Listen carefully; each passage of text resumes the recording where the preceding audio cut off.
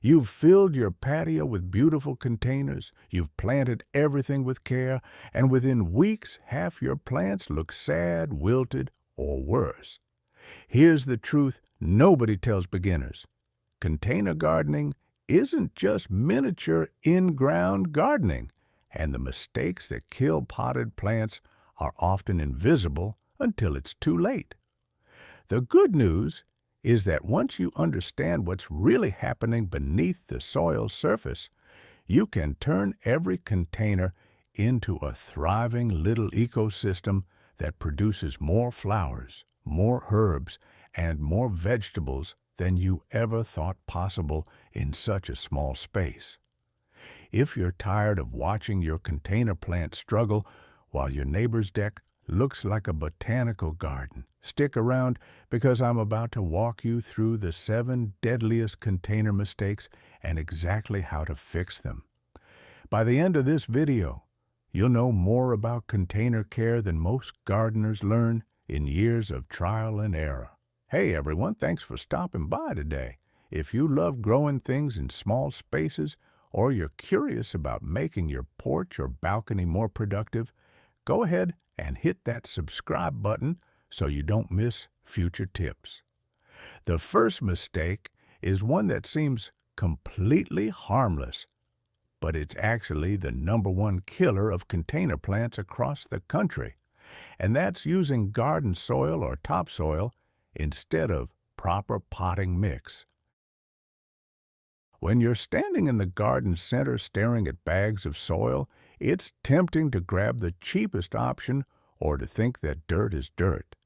But garden soil is designed to work in the ground where it has natural drainage, beneficial organisms, and the structure of the earth beneath it.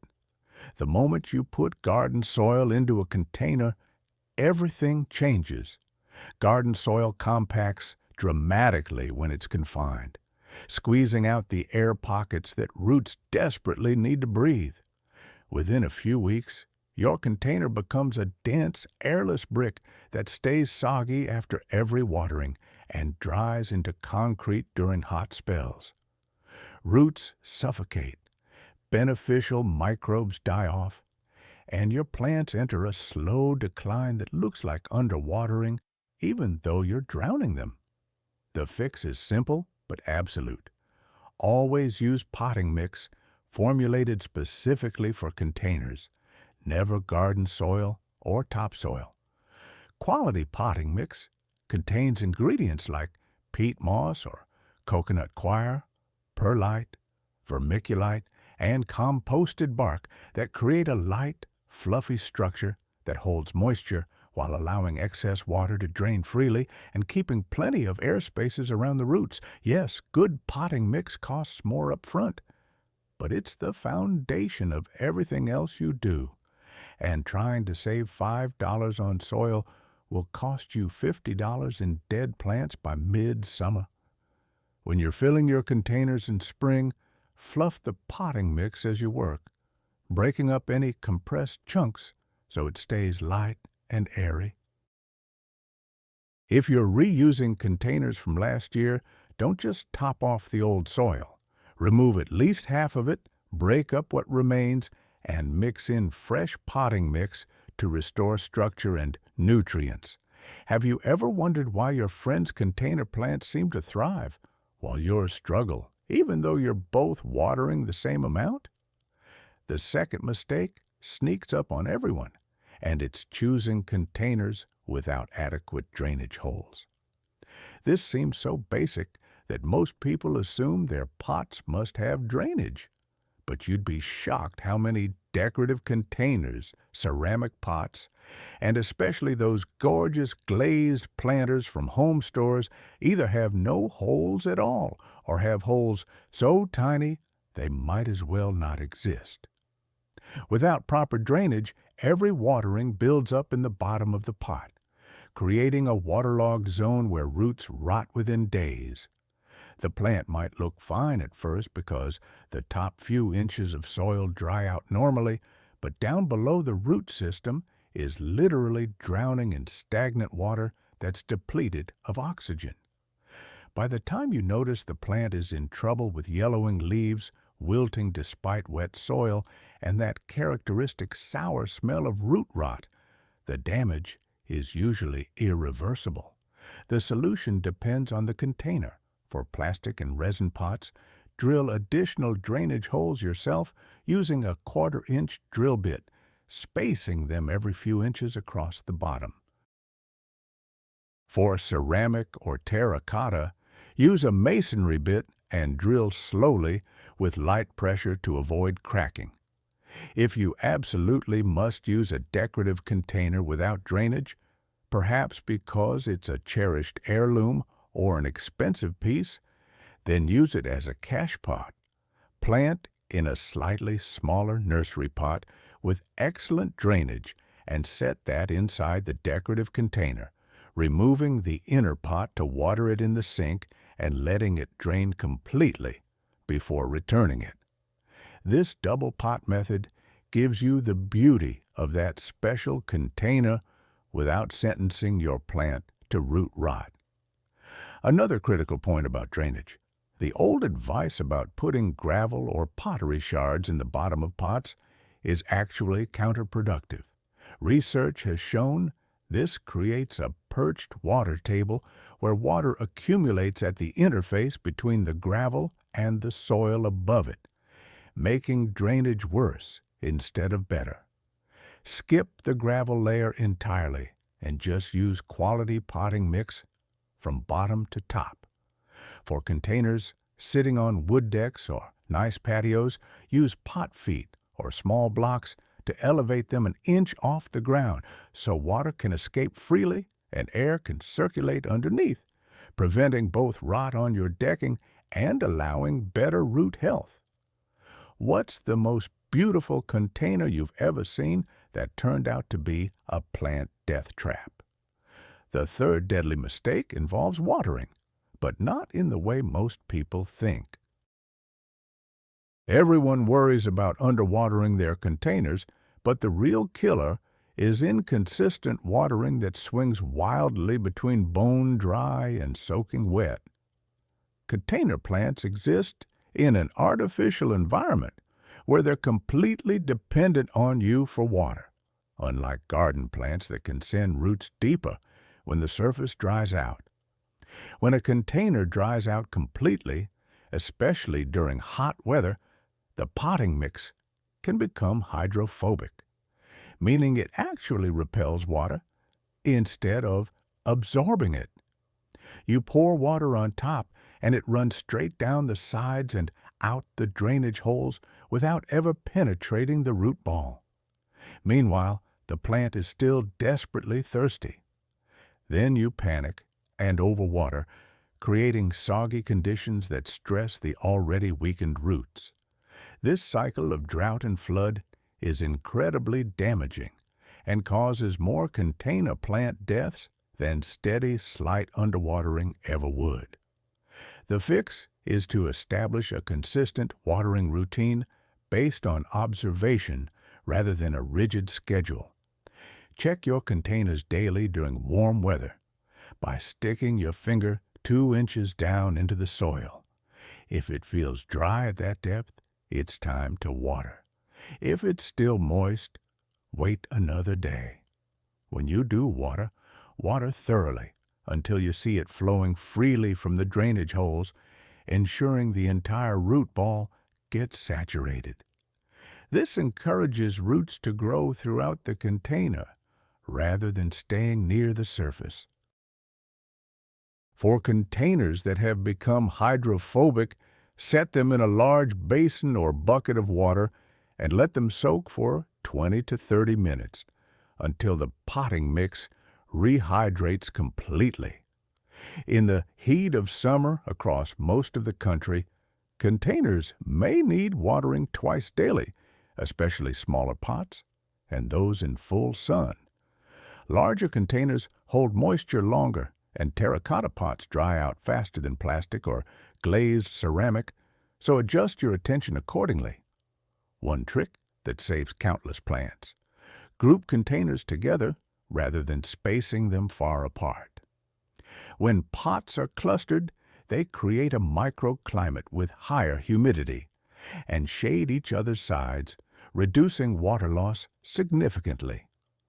Self-watering containers with built-in reservoirs can be a game changer if you travel frequently or struggle with consistency, but they're not foolproof, and you still need to check moisture levels regularly.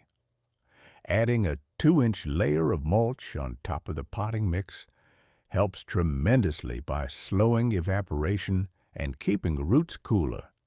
And it looks polished too. Do you find yourself watering more often than you expected when you started container gardening? Now here's something that surprises even experienced gardeners. The fourth mistake is overcrowding containers with too many plants. Those gorgeous mixed containers you see at garden centers look lush and full because they're designed to sell, but they're often planted at 3 times the density that's sustainable for a full season. When plants are jammed together, their roots compete viciously for water and nutrients in that limited soil volume. The plants in the center get shaded out and stretch awkwardly toward light. Air circulation drops to nearly zero, creating perfect conditions for powdery mildew, fungal diseases, and pest infestations. By mid-July, what started as a beautiful full container often looks scraggly and stressed with half the plants barely hanging on. The solution requires restraint, which is hard when you're excited about planting. For a standard 12-inch diameter container, use 1 thriller plant in the center, 2 or 3 filler plants around it, and 2 or 3 spillers around the edge. That's it. Don't cram in extras because you feel like there's space. The plants need room to grow into over the season, and that initial sparse look will fill in beautifully within a few weeks as everything establishes. If you're planting vegetables or herbs in containers, follow the spacing recommendations on seed packets or plant tags, even though it feels excessive. A single tomato plant truly needs a 5-gallon container minimum, not the cute little decorative pot you had in mind. Peppers do well in 3-gallon containers. Herbs like basil and parsley can share a 12-inch pot if you limit it to 3 plants. Lettuce and other greens are more forgiving and can be planted more densely since you harvest leaves continuously. When you give plants adequate space, they develop stronger root systems, better disease resistance, and produce far more flowers or fruit than cramped plants ever could. Think quality over quantity, and your containers will reward you all season long. How many plants do you typically squeeze into your pots before you realize it's too many? The 5th mistake is one that kills plants slowly and silently, forgetting that containers need regular fertilizing. When plants grow in the ground, their roots can spread out searching for nutrients across a large area, and the soil contains organic matter that breaks down gradually to feed them. In a container, that small volume of potting mix contains only whatever nutrients were added at the factory, and those get used up or washed out through drainage within 4 to 6 weeks. After that, your plants are essentially starving even though they look green. Growth slows dramatically. Flowering stops, leaves pale and yellow from the bottom up, and the whole plant just seems to stall out with no obvious cause. The fix is surprisingly simple. Feed your container plants regularly starting about a month after planting. Use a balanced water-soluble fertilizer at half the recommended strength every week or 2, or apply a slow-release granular fertilizer once at the beginning of the season, following package directions. For vegetables and flowering plants that are producing heavily, lean toward formulas with higher phosphorus and potassium rather than nitrogen-heavy lawn fertilizers.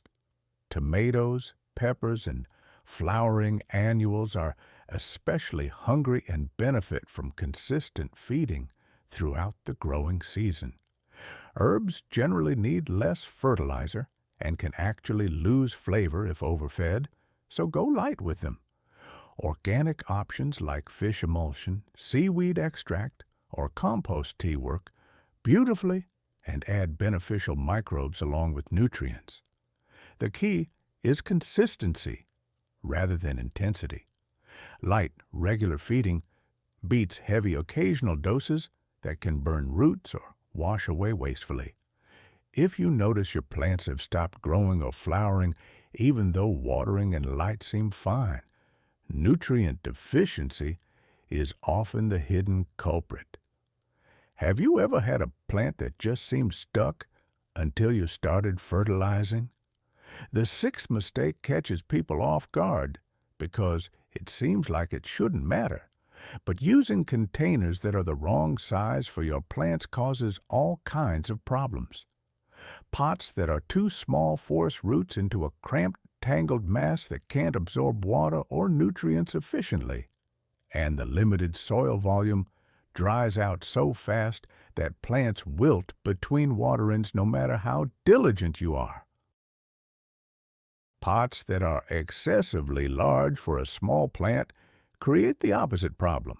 All that extra soil stays soggy because the roots can't absorb moisture fast enough, leading to root rot and fungal issues. For most annual flowers and herbs, start with containers that are at least 8 to 12 inches in diameter and 8 inches deep. For vegetables like tomatoes, peppers, and eggplants, you need at least 5 gallons of soil volume, which translates to about a 14-inch diameter pot. Dwarf fruit trees and perennials need even larger containers, typically 15 to 20 gallons or more. When transplanting, move up only 1 or 2 pot sizes at a time rather than jumping from a 4-inch nursery pot to a massive planter. The roots need to grow into the new soil gradually.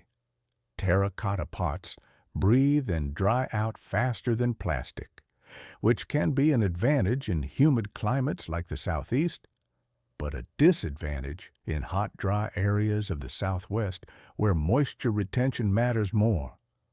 Dark-colored containers absorb heat and can cook roots on a sunny patio, so consider lighter colors for intense sun exposure or double pot, with a decorative outer container providing shade to the inner growing pot. Weight matters too, especially if your containers are on a balcony or you need to move them seasonally. Larger pots filled with wet soil can weigh 50 pounds or more, so think about mobility before you plant. I saved the one that surprises people most for last, and that's the 7th mistake, ignoring the specific light requirements of what you're growing. Containers give you flexibility to move plants around, which is a huge advantage, but only if you actually use it. Sun-loving plants like tomatoes, peppers, petunias, and geraniums need at least 6 hours of direct sunlight daily to thrive and produce well. Shade plants like ferns, hostas, begonias, and coleus will scorch and struggle in full sun no matter how much you water. Even within the same plant type, there's variation. Some newer tomato and pepper varieties are bred for container growing and perform reasonably well with 4 to 5 hours of sun, while heirloom varieties often demand 8 or more hours to fruit properly. Pay attention to what your plants are telling you. If a sun lover is stretching and getting leggy with pale leaves and few flowers, it needs more light. If a shade plant has crispy brown edges and faded colors, it's getting too much sun. The beauty of containers is you can experiment and adjust. Start plants in one spot, and if they're not thriving after a couple weeks, move them. That flexibility is your secret weapon for success. So use it. Observe your outdoor space throughout the day and note where sun hits in morning, afternoon, and evening, because that pattern changes with the seasons. A spot that's shady in April might be blazing sun by July. Matching plants to their ideal light conditions will do more for their health and productivity than any amount of fertilizer or perfect watering ever could. So, there you have it. The 7 container garden mistakes that kill more plants than pests and diseases combined. Wrong soil, poor drainage, inconsistent watering, overcrowding, neglecting fertilizer, incorrect pot sizes, and mismatched lighting. Once you understand these fundamentals, container gardening transforms from frustrating to incredibly rewarding. You can grow an astonishing variety of plants in the smallest spaces, from balconies to patios to front steps, creating little pockets of beauty and productivity wherever you have room for a pot. Container gardening brings the joy of growing things within reach for everyone, regardless of yard size or soil quality, and that's something truly special. Which mistake have you been making without realizing it? And which container are you most excited to fix first? If this video helped you understand what's been going wrong with your containers, I'd appreciate it if you'd tap that like button and consider subscribing for more practical gardening advice. Happy growing, and I'll see you in the next one.